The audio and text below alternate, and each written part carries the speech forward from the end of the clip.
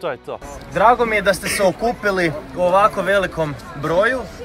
Jedan od razloga zašto dolazimo danas u Zaprešić je u tome što sam i ja, ali i vi umorni od laži HDZ-ovaca. Jedna od povijesnih laži HDZ-ovaca u Zaprešiću je bila ta da se naplata parkinga neće uvesti.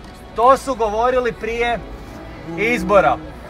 Čim su izbori prošli, gospoda iz HDZ-a ipak su se odlučili uvesti naplatu parkinga i zapravo guliti kožu našim građanima.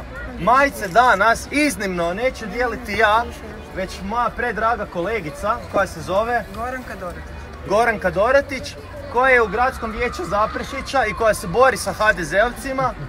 U nedjelju su izbori za mjesne odbore. Ne moram vam puno objašnjavati, treba izaći na te izbore, treba HDZ pobijediti. Jer ako ja vama dam majice i vi sretno ih uzmete doma, ali ako ne izađete na izbore, da li ćemo im izmaknuti stolice? Nećemo. Znači kako ih možemo jedino kazniti i izazvati? Doći s majicom. Samo izlaskom na izbore. I to s majicom. To je to, i to s majicom. Eto, ljudi dragi, Goranka dijeli majice. Nosi s ponosom. Nosi s ponosom. Nosite s ponosom, hvala. Nosite s ponosom.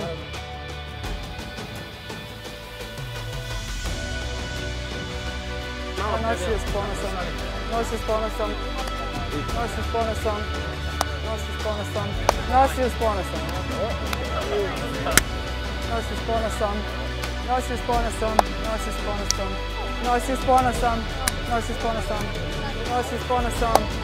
Nosi s ponosom. Nosi s ponosom. Nosi s ponosom. Evo, nosi s ponosom. Nosite ju s ponosom.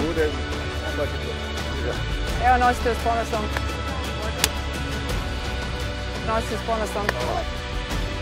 Nosi s ponosom. Evo, nosite ju s ponosom, gospođo. Nosite ju s ponosom.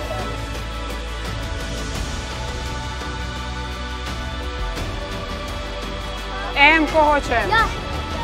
M. Daj 5. 4 F-a ima. Joj! Daj 5. Evo 5. Evo njoj. Izvoli.